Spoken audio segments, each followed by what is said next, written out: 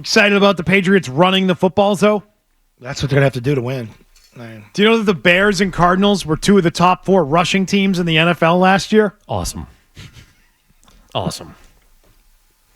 Now, there are other teams that have really dynamic players that run the ball and can rack up yards. The Ravens. Philly. Ravens are one of those teams. Philly's one of those teams. The 49ers can run the ball with ease because they've got super talented guys. Miami can do it. But do the Ravens win because of their ability to run? No. Even now. I mean, I'm sorry. A few years ago, it was true. They needed to run the ball to win. It's big plays by Jackson and their defense. But their defense. Well, Patriots do have a good defense. Yeah. Got to give them that. The 49ers don't win because they can just run the ball. Right. They can still throw the football. Oh, they scheme it. They got a hell of a tight end and 2 wide receivers. Sure do. Huh. And a running back that can catch. Like the Colts and Falcons had good years running the football last year. How'd that work out for them? Mm-hmm. Right? True. They're going to run the ball. Oh, that's exciting. No, it's really great. I can't wait. Can't wait to see them run the ball a lot. Rack them up. Rack up them wins for these Patriots going into next year. A lot of wins when they play ground and pound in 2024. Didn't want to talk about what this all means now that the Patriots have just started paying everybody. Mike Reese has some comments from Marc Dominic, former Tampa Bay Bucks GM. And he said that you had to be extremely aware as a GM how contracts would be received in the locker room and the agent community.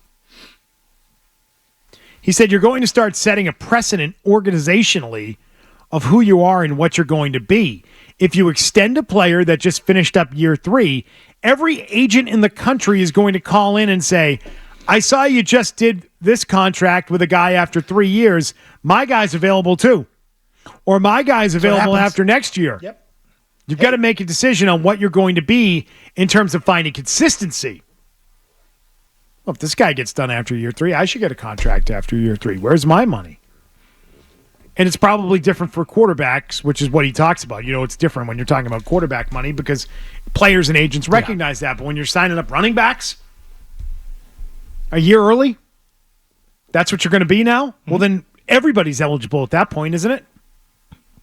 Yeah. Every agent after year 3 is now going to call Elliot Wolf and say, where's my money? They're not stupid. Like, hey, we're taking notes.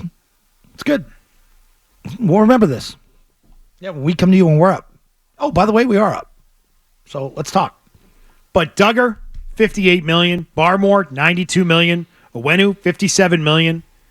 Hunter Henry got 3 years and $27 million. I still can't believe he got that contract. I'm happy he's back. Yeah. I'm still like Anthony Jennings, like that one, you know, the running back and Ramondre, that's the one that gets you on the radar. Kendrick Bourne, Anthony Jennings, Ramondre Stevenson, all these guys getting paid. Bourne's a good team deal one. So when Devon Godshaw's pissed off about his contract, what did you expect? Yeah. You turned in one of the better defensive tackles in the league. Anybody who's a veteran in there is like, where's my money? What about Matt Judon? Matt Judon's looking at him, not a $7 or $9 million player. The craziest part of that article by Mike Reese was Josh Uche might already want a new deal. Josh Uche, who you signed in the offseason, who said after he signed the deal that he took less money to come back as a New England Patriot and is now looking at everyone getting paid and getting paid market value is probably looking at it going, wait, why did I have to settle to take less money to come back to New England when everyone else is getting paid? You screwed that up. You can't get a redo on that. That didn't make sense to me. I didn't understand that part of it. I got to call Mike on that one. Where's he hearing that from? Well, that would be a dangerous precedent. That would be insane. You can't re-up it now, but I understand why Uche would be pissed if everyone else is getting paid market value. Now, to your point, it's probably more your agent that you would be upset at than anybody else. But you ultimately signed the deal, you know? Agent works for you. Always remember that. The agent works for the player. Imagine that you signed a deal this offseason. You're already like, wait a second. I don't like my deal. I want a different one.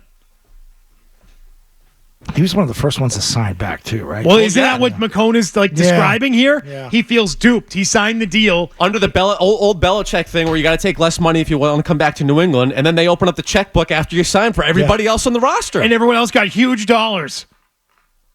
That's all the guys he knows. And we thought he was as good as gone. Oh, yeah.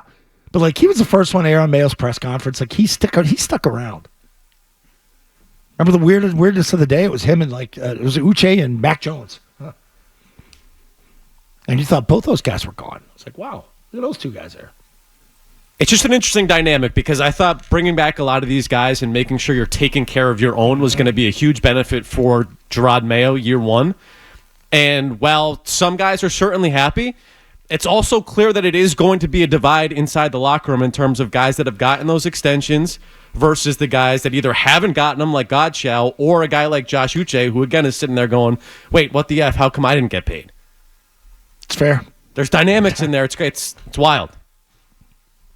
Can't go back on it. And the one thing that Mayo has going for him is he can be like, not my call. I'm learning on the fly. Not my here, pal. department. Yeah, that's true. Which is a problem, though, because when the head coach is telling you, I don't have control or input over roster decisions, if he decides to go down this road, which he has publicly, by saying like, oh, well, that's Elliott's job. Yep.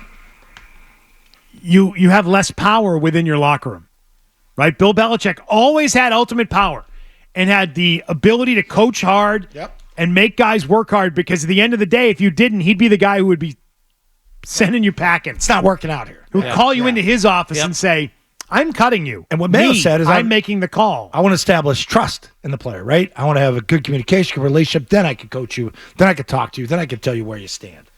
And I think that's one of the things Gerard's really learned from Bill is telling guys where they stand. Because you don't want to be fake with them. That's when you just wonder, okay, was Uche told something at the beginning? Like, hey, we're going to bring you back on this deal, but like we're trying to get these other guys in here, you can't go back on that and set precedent. You can't. That stood out, McKone. That was a good point by you. Yeah, I forgot about that. How he may already be in a group of guys wanting a new deal despite just signing a new deal. No snaps. Hasn't had played a down. Yeah. Weird. Not a single down. I mean, he looked that good in the spring, but in the one-on-ones. You say, oh, it's unbelievable, but then you think about it and think about from his perspective, regardless of what we think about him and whether or not he should be back, from where he stands, looking at how things have gone for his teammates. Right. It feels like he got caught up in it. Yep. No, that was one of the nuggets, by the way. One of the nuggets. That'll be a fun question from with Mike with Reese. the press when you come back to camp. Like, hey, you signed a player back, and now he already wants it redone. What's going on there? I mean, you can't redo that if you're the Pats, right? No shot. No chance. No chance. No way. I think we mentioned this the other day, but with the contract for Ramondre Stevenson, the Patriots now rank 7th in the NFL in total guaranteed money for running backs at $22.6 million. According to ESPN stats and information, only the Saints, 49ers, Lions, Eagles, Colts, and Falcons have invested more guaranteed money at the position. The Saints, woof. 49ers, great team. Lions, pretty damn good team. 49ers are more. That's Eagles, more really McCaffrey's good like team. over 20. So it's mixed results there. Yeah. Saints, Colts, and Falcons, not good teams. 49ers, Lions, and Eagles, all very good teams. Yeah, what lies in common there, right? Not great teams for the most part, and it's really one guy that takes up pretty much our whole cap there. That's McCaffrey. McCaffrey's a star. Yeah, and is worth every dime. Yeah, and he plays in a passing game. He takes screens. Takes them in 40 The Eagles are on that list. They just signed Saquon Barkley. Yeah, good team. Already have good backs. Add him to the mix. Yeah. There's like two teams that jump out. It's San Francisco and Seattle. I mean, not Seattle, but Philadelphia. Philadelphia will be back in it this year.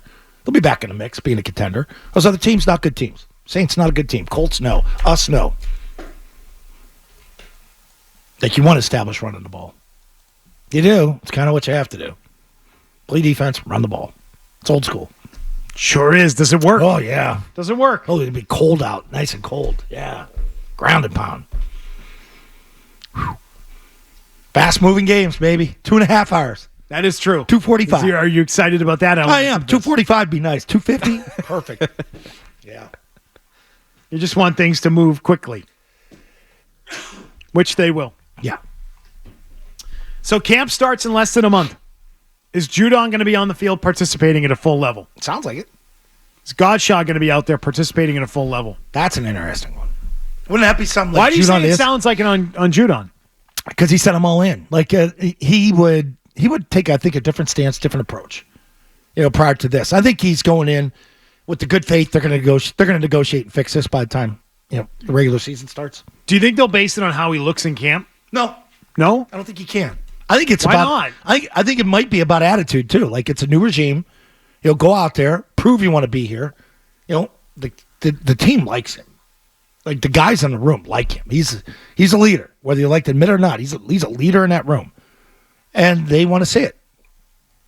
But I don't think it's about play. I mean, I think, you got to prove it to us. I think he's going to play at a high level because they got good people around him. Frequent emailer Tyler Campbell, very critical of Gerard Mayo, saying the Patriots have their own clapper now. Gerard Mayo. Their own Jason Garrett. He said he's going to let the players be empowered and moderate themselves. Mayo said he's not going to micromanage his coaching staff and let them do their thing. So what is it exactly that Gerard Mayo does here? He's the clapper, just like Garrett.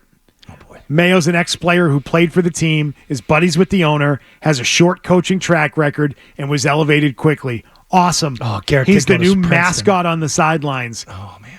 Don't do that to him. Hope he doesn't hurt his hands clapping in all those Let's see. late-season cold games. Let's see how it goes before we call him Jason Garrett here. He's getting compared to Jason Garrett. Oh.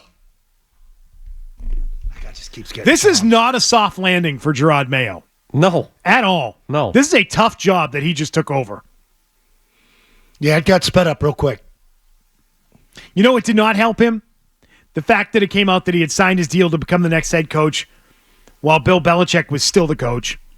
And then the sympathy that people started feeling for Bill Belichick this offseason, feeling like the organization has done him wrong. Framed him somewhat. People are going to start to associate Gerard Mayo with being part of that conspiracy to do Bill Belichick wrong. It's just the truth. Yeah. You already signed your deal to be Bill's replacement while Bill was still here. Did Bill know about that? Yeah, there's rumors out there like they haven't talked much. Well, would you? No. I don't know that I'd talk to him. And I think people are not going to be forgiving because the team has been losing now for a number of seasons. They had one bright spot in 21. Strange dynamic. They've been back around. One still works for the team. One son. Steve still has the open door policy here. He comes when he wants. But Gerard Mayo is going to be the guy who takes the brunt of the criticism. This is just a prediction because he represents ownership's decisions. And that's why he's in the job that he's in. Not an easy gig. No. I don't envy his position with this team. Tough spot. It is. It's a Real tough spot. Tough spot. Hey, if you like that clip, check out more videos from Zolak and Bertrand right here. For more Patriots analysis and opinion, hit this playlist. And for all the latest from the Sports Hub, download the app at 985thesportshub.com.